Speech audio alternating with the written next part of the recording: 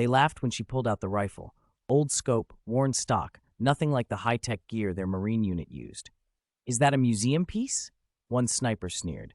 Does it even hold zero? Another mocked. She remained silent, setting up her position as they continued their jokes. Then came the call. Movement spotted, 2.4 miles out. Extreme wind conditions, heat distortion making the shot nearly impossible. No one would attempt it except her. One breath, one squeeze, one confirmed hit. The laughter died instantly, because what they didn't know was this: she'd made shots like that before. Just never where anyone lived to talk about it. The helicopter descended through thin mountain air, rotors kicking up swirls of dust that danced across the remote forward operating base in northern Syria. As it touched down, the figure that emerged wasn't what anyone expected. Elena Rodriguez stepped onto the gravel with a weathered rifle case slung over one shoulder and a small pack over the other. Mid-30s, unremarkable build, her only distinctive feature was a network of faint scars across her left temple, disappearing into her hairline. Colonel Marcus Kane greeted her with a curt nod.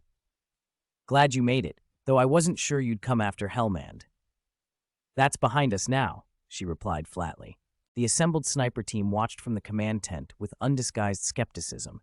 Staff Sergeant Jake Sullivan, the team's lead sniper, folded his arms across his chest. "That's our secret weapon?" he muttered. "Looks like my high school librarian." Taurus, his regular spotter, snorted. "Maybe she's bringing us books on how to shoot better." Elena heard them. She was meant to, but she continued methodically unpacking her gear. The rifle she removed from its case looked nothing like the sleek, tactical weapons the team carried. The stock was worn smooth from use. The barrel lacked the distinctive fluting of modern precision rifles, and the scope looked like something from another era. Sullivan couldn't contain himself. He approached, wearing a smile that didn't reach his eyes. "That's interesting equipment you've brought," he said, examining the rifle with theatrical politeness. "Remington 700. Pretty old school. That scope looks like something my grandfather would have used in Vietnam." Elena continued her methodical setup, checking each component with practiced hands. Martinez, the team's technology specialist, joined them. "Does that thing even hold zero in these conditions? Our systems are running the new Barrett MRADs with digital wind mapping. I mean, at least tell me you've got the ballistic calculator app." She answered by pulling out a leather-bound notebook, its pages dog-eared and filled with handwritten tables. The laughter that followed made Colonel Kane wince. He shot his team a warning look before pulling Elena aside. "These men are the best we have," he said quietly, "but they don't know what I know. Are you sure about this, after Helmand?" "I'm here, aren't I?" She cut him off, her voice low but firm.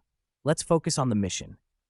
The briefing was tense. Intelligence had located a high-value target, a bomb maker responsible for dozens of American casualties, but their window was closing. He would be in the open for only minutes before disappearing into the mountainous border region. "The shot will be approximately 2,400 meters, Kane explained, pointing to the map. "Wind conditions are challenging." "Impossible, you mean?" Sullivan interrupted. "With respect, sir, at that distance, with these crosswinds and the heat distortion in the valley, we're talking lottery odds." Kane's eyes shifted to Elena. "That's why she's here." The silence that followed was broken only by Torres's incredulous laugh. "You're joking, right? With that museum piece?" Elena closed her notebook and stood. "We should move to position. First light gives us the best visibility before the heat builds." The rocky outcrop provided a perfect vantage point of the compound 2,400 meters away. The team set up their positions as dawn broke over the mountains, painting the landscape in gold and lengthening shadows. Elena chose her spot away from the others, arranging her equipment with deliberate precision, handmade tools, her worn notebook, and unusual ammunition with no manufacturer markings. Taurus made a show of refusing to spot for her. "No offense, but I work with Sullivan. We've been a team for 4 years." "None taken," Elena replied, the first words most of them had heard her speak. Martinez was busy setting up his advanced targeting system, a tablet-like device that calculated wind speed, temperature, humidity, and a dozen other variables affecting ballistics. "Check this out," he called to the others, proudly displaying the screen. "AI-assisted targeting, Factors in bullet drop, spin drift, Coriolis effect, everything. Elena continued her preparations, making notes in her book using symbols that looked nothing like standard ballistic calculations. Sullivan noticed. "What kind of system is that?" "Mine," she answered simply. The radio crackled to life. "Overwatch, this is base. Target is expected on site within the hour. Confirm you are in position." "Confirmed," Kane responded. "All elements ready." Sullivan settled behind his rifle, a state-of-the-art system with carbon fiber stock, fluted barrel, and digital scope displaying environmental readings directly in the viewfinder. "Nice setup," Elena commented, the first voluntary words she'd offered. "Surprised," Sullivan nodded. "Yeah, $40,000 of precision engineering. What's your glass?" "Modified loophole," she said quietly. Taurus snorted. "I bet you did." The minutes stretched into an hour. The sun climbed higher, and with it came the heat distortion that made distant targeting exponentially more difficult. Wind gusted unpredictably through the valley, sending dust devils spiraling across the barren ground. "Movement," Martinez called suddenly, eyes fixed on his thermal imaging display. "Southeast corner of the compound." All eyes turned to their scopes. A figure emerged briefly, then disappeared back into shadow. "That's him," Kane confirmed. "Intelligence confirms target signature." Sullivan settled into position, adjusting his scope. Taurus called out wind readings, 15 to 20 miles per hour, variable direction, barometric pressure dropping. Martinez glanced at his targeting system and frowned. 89% probability of miss flashed across his screen. The figure appeared again, moving quickly between buildings. "Take the shot," Kane ordered. Sullivan hesitated, his finger hovering over the trigger. "Sir, with these conditions, I don't have a clean solution." The target was moving toward a waiting vehicle. Seconds remained before the opportunity would be lost. Colonel Kane's voice crackled over the radio. "We're losing our window. Does anyone have the shot?" Elena quietly moved into position, her movements fluid and practiced. "I have it," she said simply. The team erupted in laughter until Kane silenced them with a sharp command. "Let her try." Complete silence fell across the outcrop as Elena settled behind her rifle. Without a spotter, she consulted her notebook, made a series of adjustments to her scope, and then closed her eyes briefly as if centering herself. She took one deep breath, exhaled halfway, and squeezed the trigger. The report echoed across the valley. For 2 full seconds, nothing happened. Then, through their scopes, they watched as the distant figure suddenly dropped. The radio crackled. Target eliminated. Clean shot. Taurus lowered his spotting scope, his face pale. "That's not possible." Martinez stared at his equipment in disbelief. "My system calculated an 89% probability of miss. The variables were off the charts." Sullivan said nothing. He simply looked at Elena with new eyes, then carefully approached her position and examined her rifle more closely. His trained eye now caught details he'd missed before. Custom trigger work, a hand-lapped barrel, proprietary glass in the scope with etched markings he didn't recognize. "What is this?" he asked, pointing to strange markings on the barrel. Before she could answer, a new voice crackled over a different frequency on Elena's personal radio. "Shadow, confirm status." The team exchanged glances. Shadow wasn't the call sign they'd been given for her. Elena keyed her radio. "Nightfall asset confirms package delivered. Site secure. No complications." The change in Colonel Kane's demeanor was immediate and startling. The casual authority he'd maintained with the team vanished, replaced by something close to deference. "Sir?" Sullivan questioned, confused by the shift. Kane looked at Elena, who gave an almost imperceptible nod.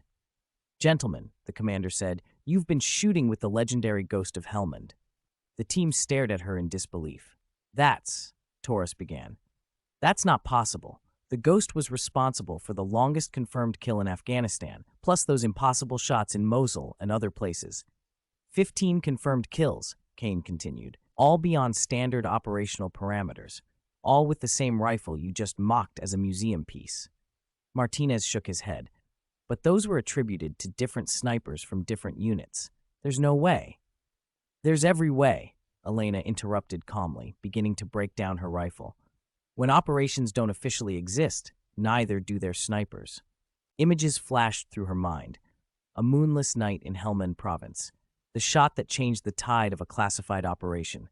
The aftermath that had cost lives and forced her into the shadows.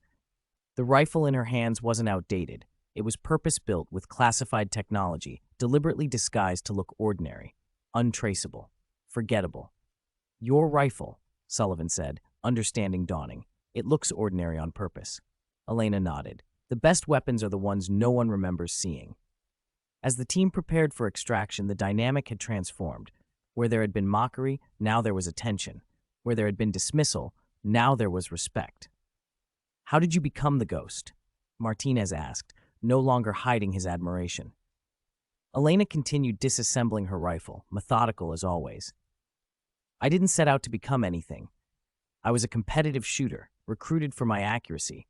Then came specialized training, classified operations. The legend grew on its own." "But why the secrecy?" Torres pressed. "With skills like that, you could have written your ticket anywhere." A shadow crossed her face. "Legends are useful tools. The ghost was more valuable as a rumor than a person." "Helmand," Sullivan said quietly. "What happened there?" Elena's hands stilled momentarily on her rifle. Colonel Kane shot Sullivan a warning look, but Elena gave a slight nod. "It was supposed to be a simple operation. Take out a high-value target during a gathering of insurgent leaders. Clean, precise, one shot, but intelligence was flawed." She closed her rifle case with deliberate care. "The building was full of civilians. I saw it through my scope, tried to abort, but communications had been compromised. Someone else gave the fire order, claiming it came from me." The team fell silent, the weight of her words hanging in the mountain air. 18 civilians died that day. The official report blamed faulty intelligence, but I knew the truth. Someone wanted that bloodshed. When I started asking questions, I became a liability. "So they buried you," Martinez concluded. "Made the ghost disappear." "Until now," she confirmed. "Why come back?" Torres asked. Elena looked toward the distant compound where their target had been neutralized. "Because sometimes the most dangerous place to hide is in plain sight." The helicopter arrived to extract them as dusk settled over the mountains. The ride back to base was quiet, each team member processing the day's revelations in their own way. Once they landed, Kane pulled Elena aside. "You did well today. Not just the shot, but with the team. They're good men." "They're skilled," she acknowledged, "which is why I need to tell you something." Kane lowered his voice further. "This mission wasn't just about eliminating targets. It was about evaluating you." Elena's expression didn't change, but her posture stiffened slightly. "For what purpose?" "The program is being reactivated. New assets, new targets, same deniability. They want you to train the next generation of ghosts." She shook her head. "I didn't come back for that." "Then why did you come back?" he challenged. Before she could answer, Sullivan approached, his normally confident demeanor replaced with uncharacteristic hesitation. "Colonel, sorry to interrupt. I need a word with Rodriguez." Kane nodded and stepped away, leaving them alone. "That shot today," Sullivan began. "I've been reviewing it in my head. There's something I can't figure out. You adjusted for a crosswind that wasn't there yet." Elena met his gaze steadily. "What makes you say that?" "Torres's reading showed the wind shifting 3 seconds after your adjustment, but a second before impact, almost like you knew it was coming." "Good observation," she said quietly. "So how did you know?" She gestured toward the mountains surrounding the base. "See that ridgeline? The way the clouds move over it creates predictable air currents in the valley. I've been in this region before. Some patterns don't change." Sullivan processed this. "You're saying the key to impossible shots is reading the landscape itself. The landscape, the weather, the time of day, the season. Everything matters at extreme distances." He nodded slowly. "I want to learn, not just the techniques, but the thinking behind them." "Why?" she asked simply. "Because today I realized that everything I thought I knew about being the best was wrong, and I don't want to stay wrong." For the first time since her arrival, Elena smiled, a small, genuine expression that transformed her face. "We start at dawn tomorrow. Bring your rifle and leave your ego at the barracks." 6 months later, a training facility nestled in the Nevada mountains received 4 new instructors. Their arrival was not announced. Their names did not appear on any official roster, but their impact was immediately felt. The legend of the ghost of Helmand evolved into whispers about the ghost team, though such rumors were officially dismissed as exaggeration and fantasy. Yet in certain circles, the possibility of synchronized sniper fire from impossible distances became a very real concern. In a glass case near the entrance to the facility's main building sat Elena's rifle, the museum piece that had been so roundly mocked. Next to it hung a simple plaque that bore no name, only an inscription. "It's not the weapon that makes the impossible possible." New recruits arrived regularly, each selected for different skills and attributes. Some came with advanced weapons and technology, others with more traditional equipment. All were initially skeptical of the training methods, the emphasis on reading landscapes instead of relying on technology, until they witnessed their first demonstration.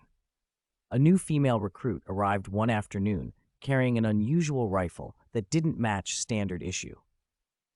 The other trainees eyed her equipment with visible skepticism, exchanging knowing glances and barely suppressed smirks. Torres and Sullivan, now senior instructors, watched the scene unfold with a sense of déjà vu. Before anyone could make a comment, Torres stepped forward. "Let's see what you can do," he said simply. From a distance, Elena observed the interaction, a small smile forming as she remembered her own first day. The cycle was continuing, expertise hidden in plain sight, waiting to be recognized by those wise enough to look past appearances. She turned and walked toward the range where her next class waited, thinking, sometimes the deadliest weapon isn't the one you can see coming. The Ghost program continued to evolve, its operatives appearing briefly in conflict zones around the world before vanishing again. They left behind only questions and impossibly precise results. No official records acknowledged their existence. No medals recognized their achievements. But their impact was felt across continents. And occasionally, when elite military snipers gathered to swap stories, someone would mention an old rifle with a worn stock and outdated scope, and how it had made the most impossible shot they'd ever witnessed. Most dismissed such tales as exaggeration or myth, but a few, those who had learned to look deeper, would fall silent, knowing that some legends walk among us, hidden in plain sight, never seeking recognition, but deserving it more than anyone. Chat controls Sonnet 4.